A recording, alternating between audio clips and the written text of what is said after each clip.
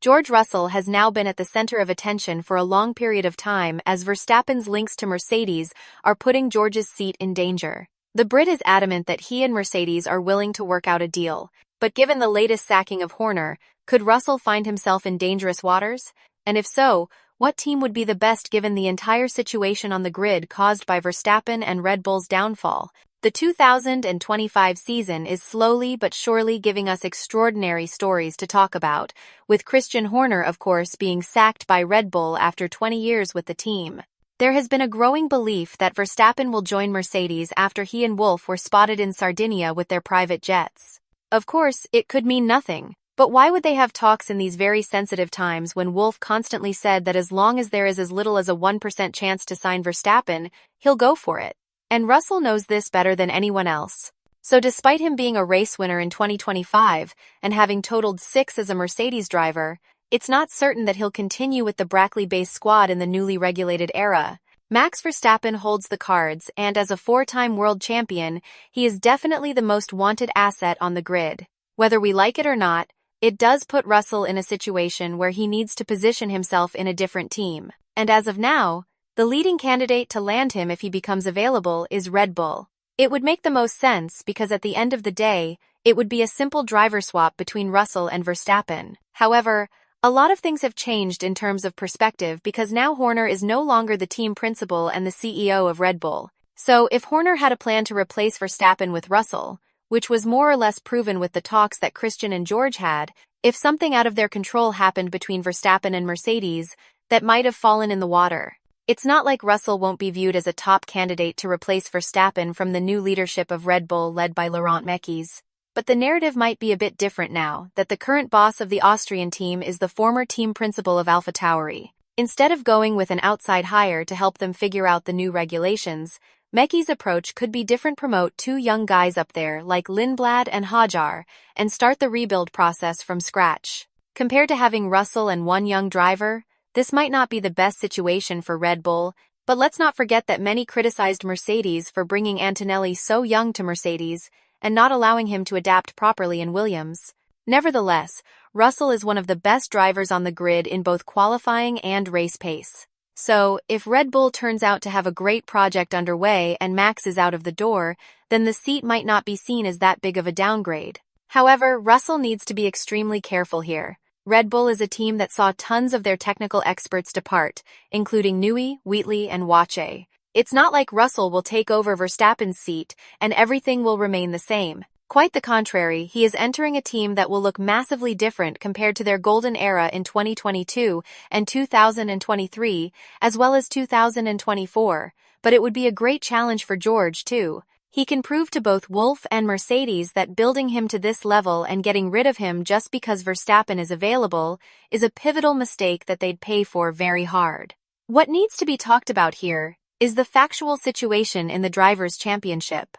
Russell is only 18 points behind Verstappen in the standings, and if he manages to overtake him before the summer break and put the Dutchman out of the top 3, then he would help him activate the exit clause. Paradoxically enough, it would put Russell out of the Mercedes seat. So he might think twice before performing at the best possible level to prove to his team that they will be in the wrong to pursue Verstappen at this point in George's career. However, the departure of Horner is putting a different perspective on this entire situation. The Brit might have seen Russell as the best potential replacement for Verstappen, and now that might not be the case at all.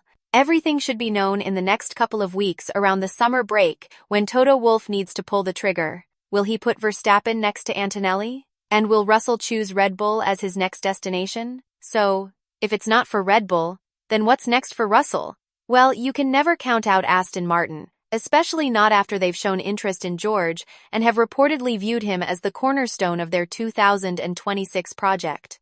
The driver situation there is very complicated, because while Alonso has a contract for the next season, he's very close to retirement and could be asked to move away prematurely to make place for Russell. On the other hand, I highly doubt Lance Stroll will be sacked by Aston Martin for all the logical reasons. His father owns the team and the nepotistic factor is still as strong as the day that Lawrence arrived in F1. A lineup of Russell and Stroll will definitely benefit George a lot because we do know for a fact that Lance is not a competitive driver.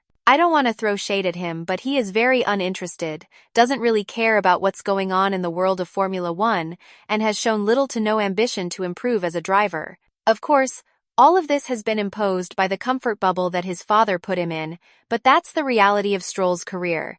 It could only mean good news for Russell because if the project led by Newey turns out to be a success, he, I think, would benefit a lot from it.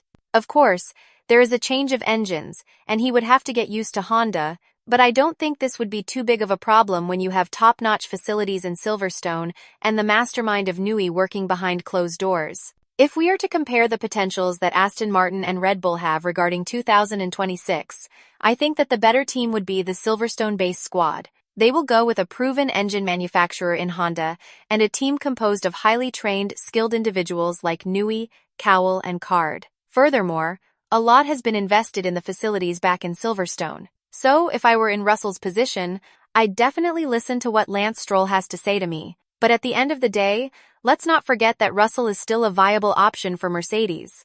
What we're reporting here are potential scenarios if Mercedes chooses to go with Verstappen and not with Russell. But in case they don't, Russell will remain the leader of the team headed into 2026. And reports close to the team state that just because Verstappen and Mercedes have been in very close talks recently, it doesn't automatically mean that it's a done deal. The departure of Horner raises some questions as to whether Max would follow suit. But let's not forget the most logical outcome of this entire situation, just so Max can stay and help the team lift themselves up from this miserable stint. Of course, if Verstappen sees that the technical directions led by Wache and Balbo make no sense at all, then the safest thing would be to join Wolff and his highly anticipated project. But in case he doesn't, Russell would survive everything that was thrown at him in the past couple of months and prove that he's the next champion in Mercedes. He was mounted with the pressure of being better than Antonelli once the Italian develops into a proper driver. But with how everything has unfolded, the Brit might not even have a chance to do that as a Mercedes driver. What's also more complicated is the fact that Mercedes is managing Russell's career. They are the ones who decide what's best for him. So imagine the paradox of Wolff sitting down with Russell and saying the team is going to do better without you. We have to let you go. At the end of the day, we're going to have a lot of interesting situations in the following period. And of course, we need to keep an eye on everything with how Russell has been put in the spotlight. I don't think that there is a tougher time to be him right now. He survived Hamilton. He's been put as the leader of Mercedes. And now when he's at the peak of his career and Mercedes might finally have a championship-winning car, he could be out of the team just like that because of a turmoil that he had no connection to whatsoever.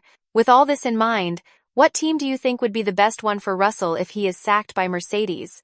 And more importantly, do you think the Brackley-based squad is going to think twice before putting Verstappen in his seat? Let us know in the comments below. And once you do that, make sure to check out the video that's appearing on your screen right now.